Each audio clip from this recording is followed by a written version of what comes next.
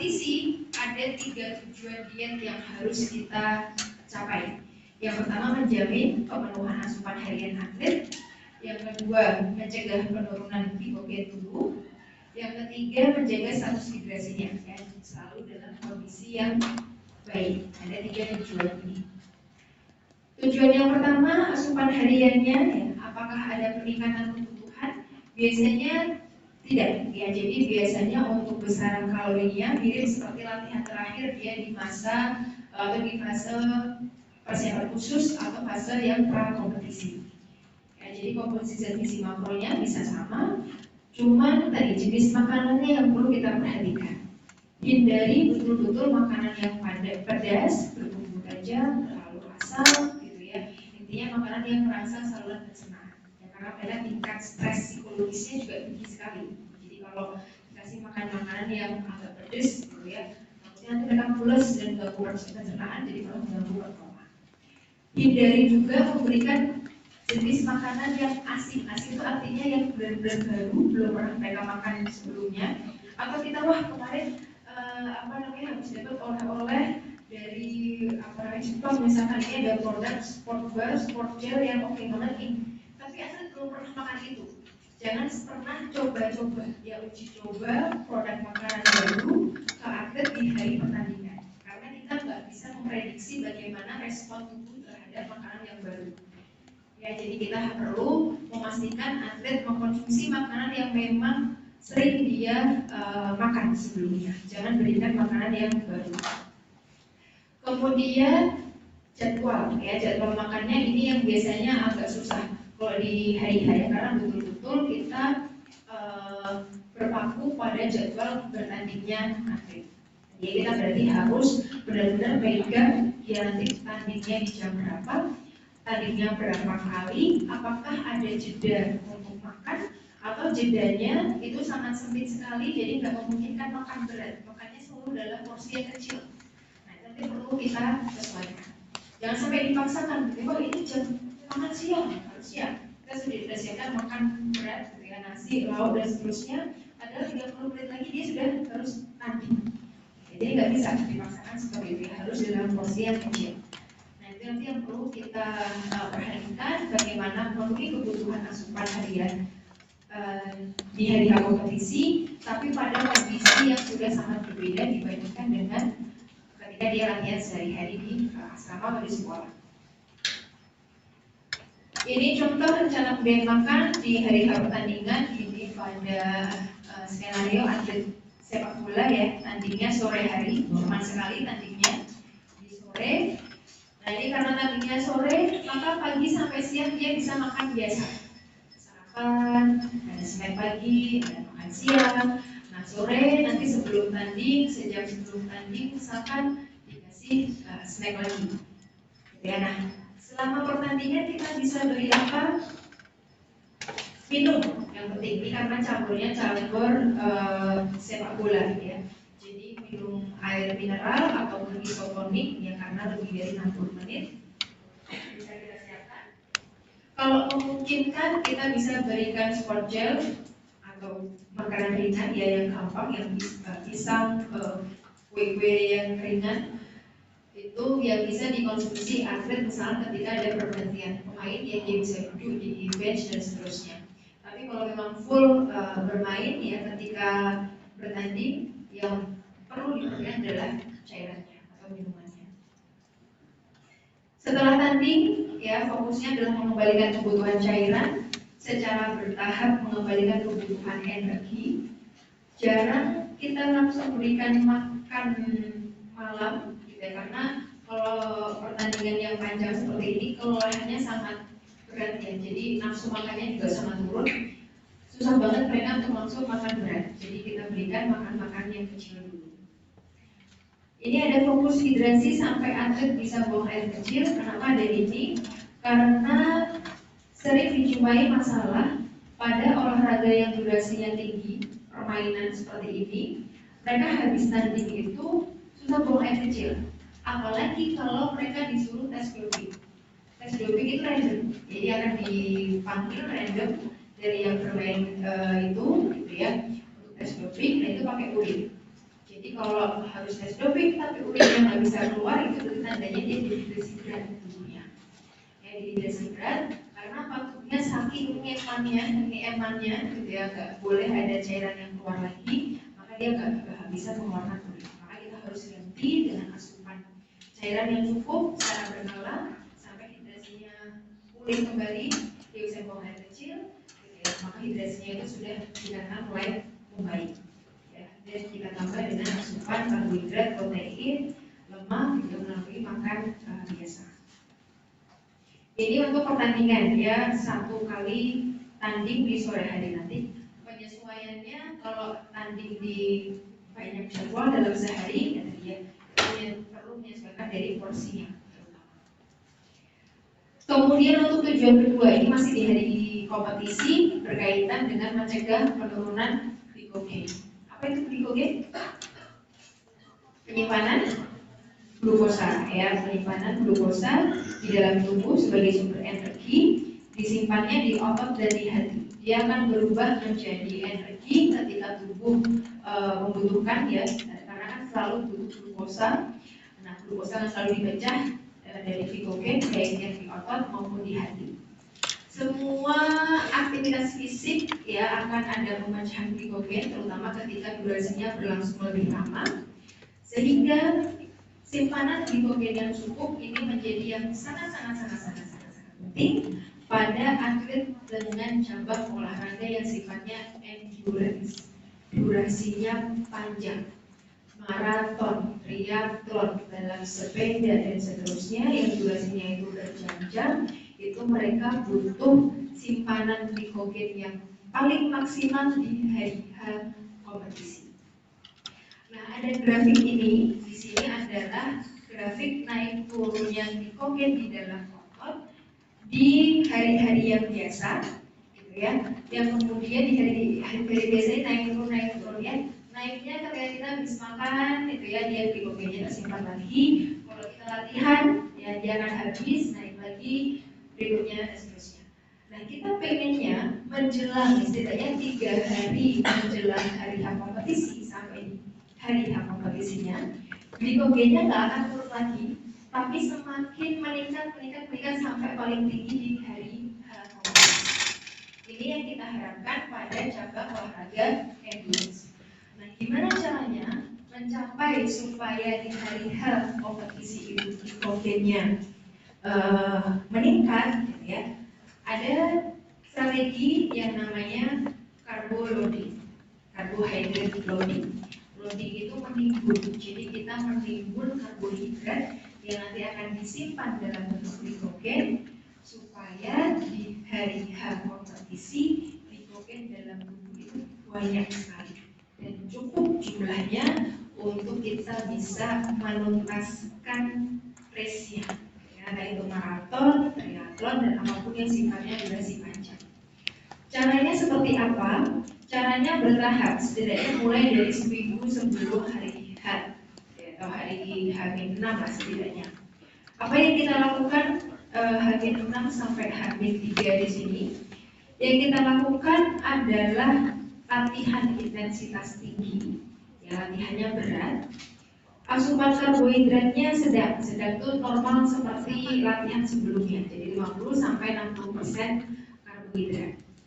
Tujuannya pada fase ini adalah kita menghabiskan cadangan glikogen sampai habis. Karena apa? Asupan karbohidrat yang masuk itu benar-benar dipakai semuanya karena latihannya berat sekali. Sementara setelah masuk di H-3 sebelum kompetisi, kita balik semuanya. Ya, latihannya yang awalnya tinggi menjadi rendah, ya, jadi latihannya diturunkan sekali intensitasnya. Sementara asupan karbohidratnya ditingkatkan drastis, ya, jadi asupan karbohidratnya ditambah secara signifikan supaya apa? Supaya kita menimbun karbohidrat agar disimpan menjadi glikogen baik di otot maupun di hati. Ya, di sini latihannya intensitas rendah supaya nanti besoknya di hari latihan cadangan glikogennya ini dalam jumlah yang sangat cukup untuk menyelesaikan race-nya sampai akhir. Ya, ini strategi yang namanya karbo loading. Di sini ada yang suka maraton mungkin? Ada? Atlet lari gitu ya. Anak komunitas lari mungkin pecinta lari.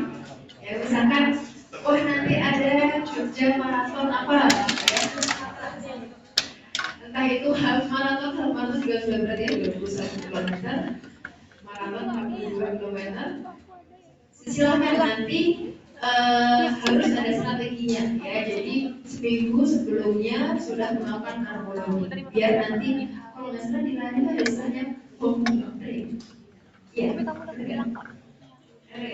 Saya nggak lupa istilahnya kalau nggak salah walking atau apa. Istilah ketika di tengah race tiba-tiba energi kita habis kayak lemes gitu ya. Yang paling parah bisa sampai pingsan.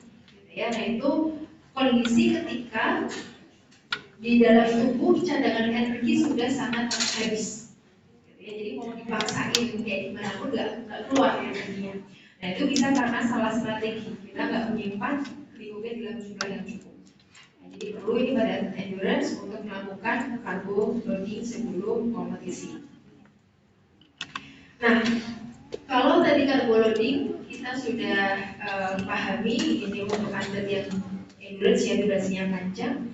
Kalau atlet yang durasinya pendek, ya beberapa menit, beberapa detik sudah selesai. Misalkan atlet lempar peluru, ya, lempar lomping, lempar peluru, ya, kemudian sprint, misalkan gulat, karate, taekwondo itu kan nggak sampai berjam-jam. Kira-kira perlu nggak carbo loading? Tetap perlu carbo loading atau tidak? Ya atau tidak? Ya, ya, tidak, ya, yakin. Kenapa kok tetap perlu carbo loading? Karena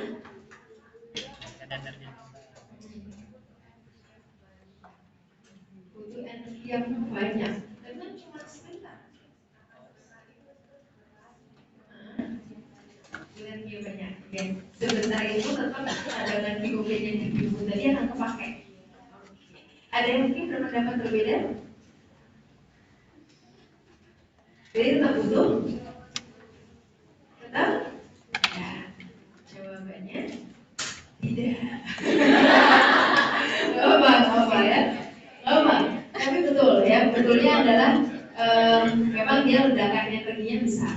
Tapi kita balik lagi ke prinsip energi, ya kan? Kalau ledakan besar, dia mampu dipakai glikolisis atau fosforilasi oksidatif. Ya dia pasti akan pakai PCR. Maka pada atlet yang durasinya tidak panjang tidak perlu melakukan carbo loading. Ya, yang perlu apa tadi?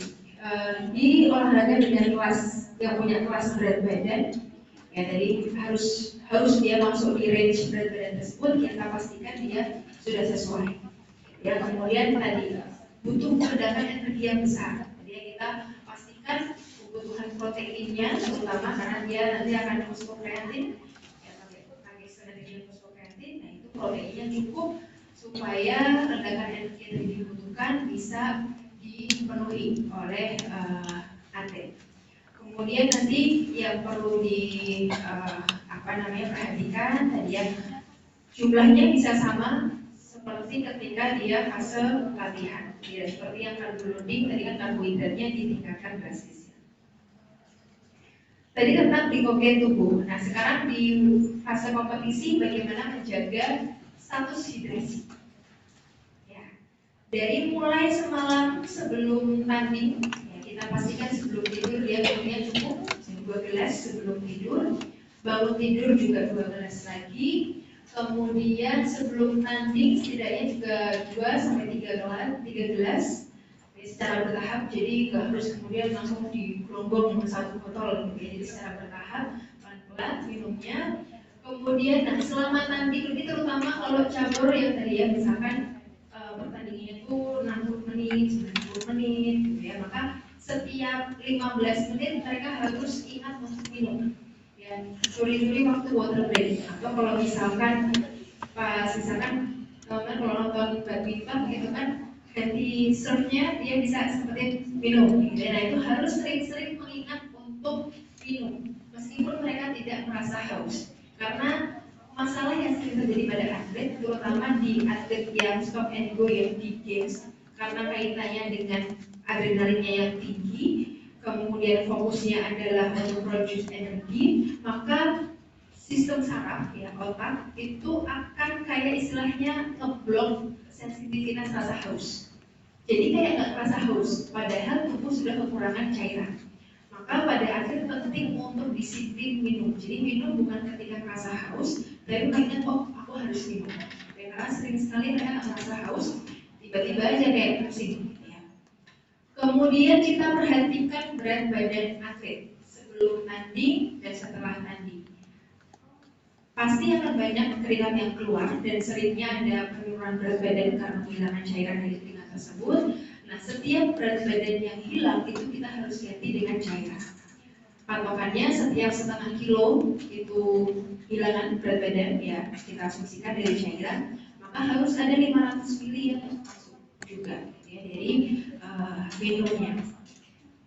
Jenis minumannya apakah cukup air putih atau isotonik, kita sesuaikan dengan durasi pertandingannya. Kalau durasinya sebentar-sebentar, belum butuh yang isotonik, ya cukup air putih. Kemudian di hari H pertandingan kita pastikan atlet untuk cek warna urinnya. Kalau dia warna urinnya pekat, nah harus tadi menambah asupan minumnya supaya tubuh tidak dalam kondisi dehidrasi. Ya, jadi intinya jangan sampai atlet bertanding dalam kondisi tubuhnya dehidrasi atau kekurangan cairan. Oke, itu tadi dietnya pada fase kompetisi ya, di hari H kompetisi.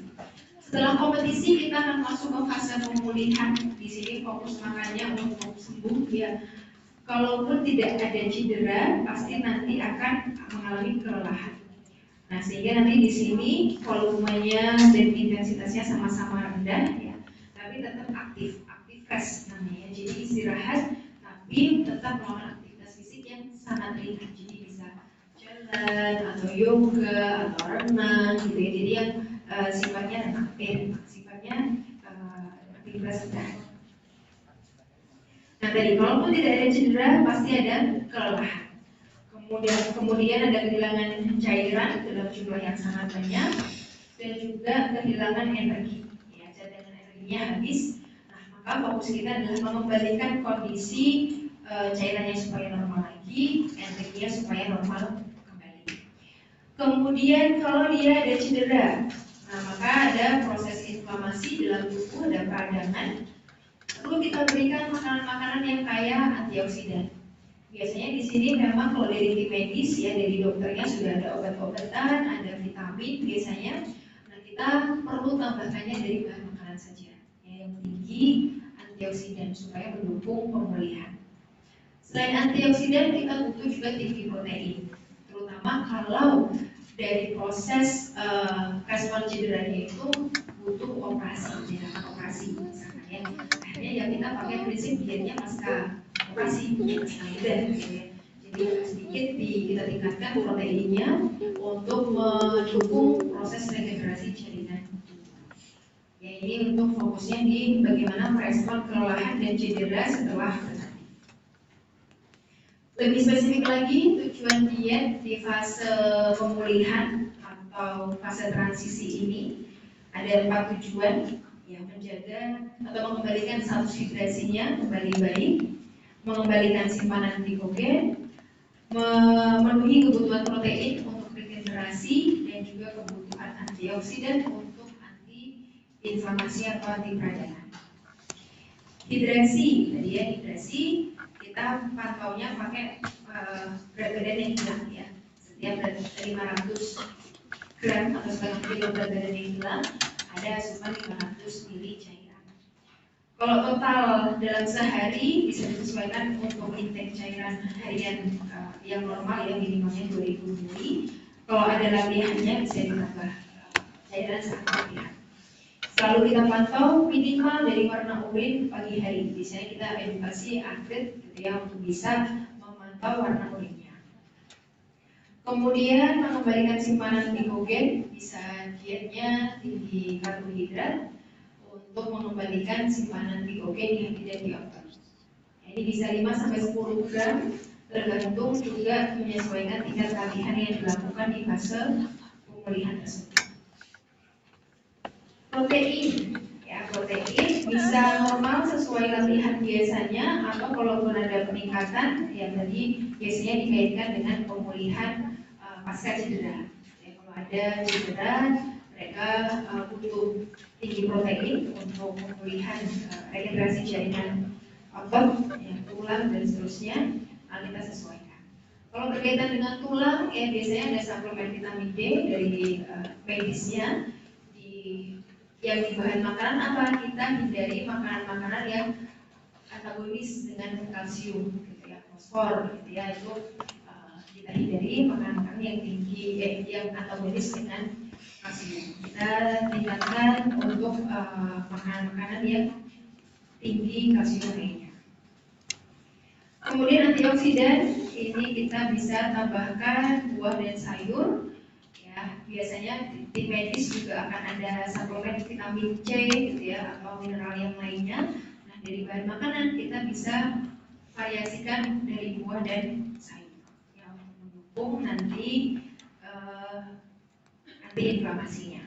Protein tadi juga untuk pemulihan pakai BCAA, ya, jadi bahan-bahan yang tinggi BCAA tadi, kacang-kacangan, polong-polongan yang kacang kedelai, kecipir, kapri, nah itu yang kalau di Indonesia banyak yang murah, gitu ya, itu tinggi BCAA. Itu bisa dijadikan snack, atau misalkan sari kedelai diminum, itu sangat baik sekali untuk mempercepat recovery.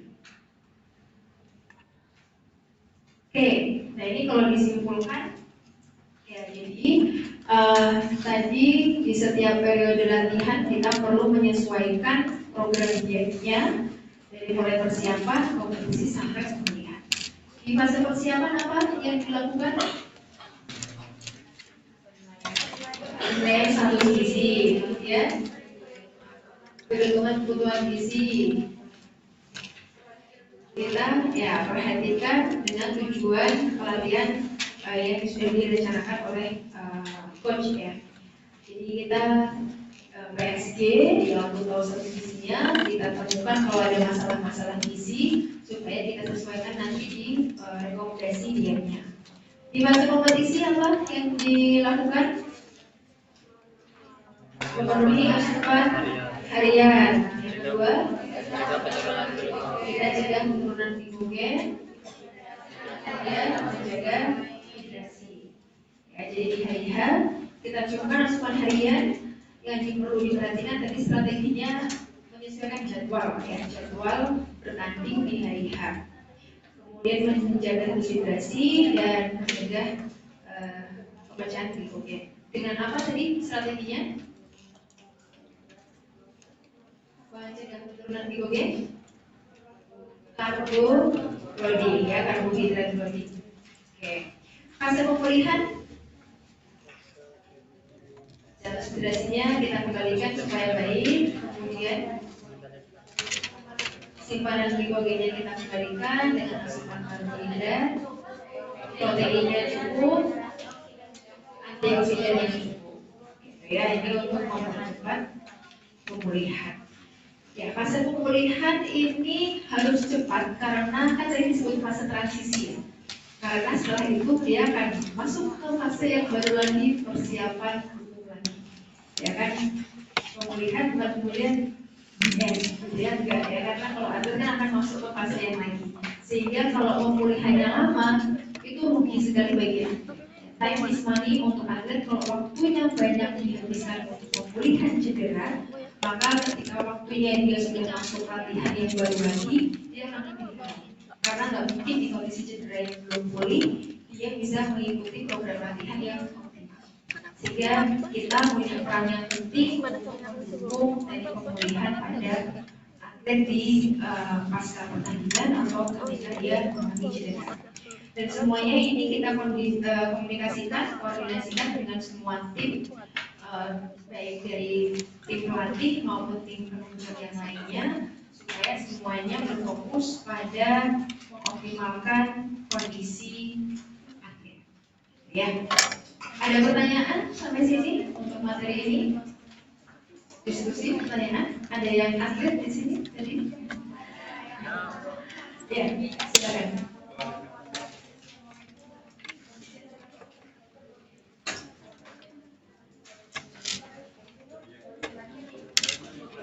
Ada pertanyaan menarik, atlet sumo ya.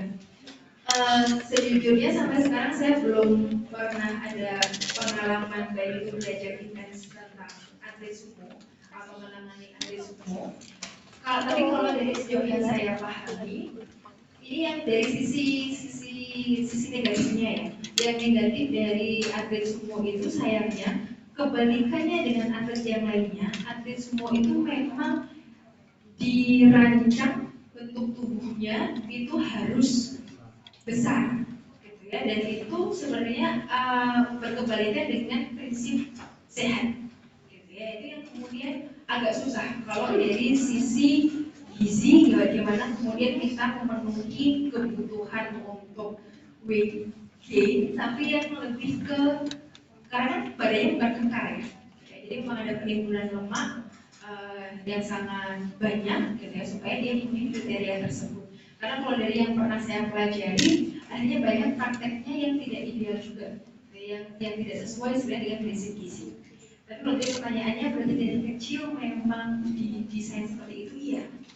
Nah itu yang kemudian agak sedihnya di situ, lebih ke karena mereka kemudian dari awal didesain untuk tidak memiliki kondisi tubuh yang sehat. Ya, tapi itu menjadi syaratnya dia bisa berlanjut. Dan kembalikan dengan prinsipnya atlet tadi ya, semakin dia sehat semakin baik performanya. Nah, tapi memang ada beberapa yang menuliskan tidak kemudian pola diet dari atlet sumo itu berantakan banget, artinya makan semuanya, enggak juga. Karena mereka juga riskan kan untuk pertama cardiovascular health-nya. Jadi jenis makanannya juga perlu dijaga. Cuma detailnya seperti apa, saya kurang sejauh ini masih belum mempelajari sejauh sana. Kemudian apakah nanti akan dikembalikan lagi? Sepemahaman saya tidak. Jadi itu yang kemudian juga agak sedihnya ya, karena masa keemasan atlet itu kan singkat ya. Jadi mau sekeren apapun akan ada masa pensiunnya, gitu kan? Nah, yang PR-nya pada atlet sumo, mereka hampir tidak mungkin untuk kembali pada kondisi yang semula, ya, terutama dari segi secara biomolekuler juga agak susah. Itu yang saya pahami. Tapi kalau manajemen dietnya seperti apa spesifik pada kelompok sumo saya agak kurang paham. Ya, jadi mungkin kalau baca-baca jurnal bisa dibaca. Terima kasih. Ada lagi pertanyaan, diskusi? Tidak ada. Kalau tidak ada, nanti mungkin yang pengen mendesain program dietnya untuk diri sendiri, untuk olahraga yang persiapan ini tahun ini mau ikut maraton apa, jadi disiapkan karbohidratnya. Oke, terima kasih teman-teman semuanya. Nanti jangan lupa yang tugasnya kemarin dikumpulkan ya, nanti bisa dikumpulkan di meja atau ditaruh di meja saya sih. Itu saja, terima kasih. Minggu depan kita ketemu lagi masih dengan saya, insya Allah. Topiknya manajemen makan pada atlet saat traveling. Travelingnya bukan vacation piknik ya, tapi atlet tadi di luar negeri, atlet tadi di luar kota, nah itu kita sudah. Oke, terima kasih, kita akhiri dengan hamdalah. Alhamdulillah. Waalaikumsalam warahmatullahi wabarakatuh.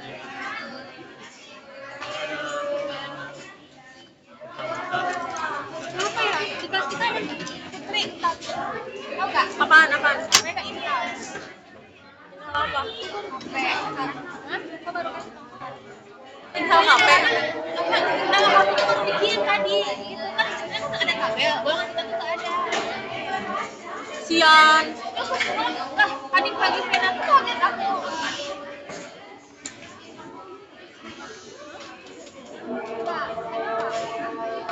jajan nggak? Kami ini mau bolos.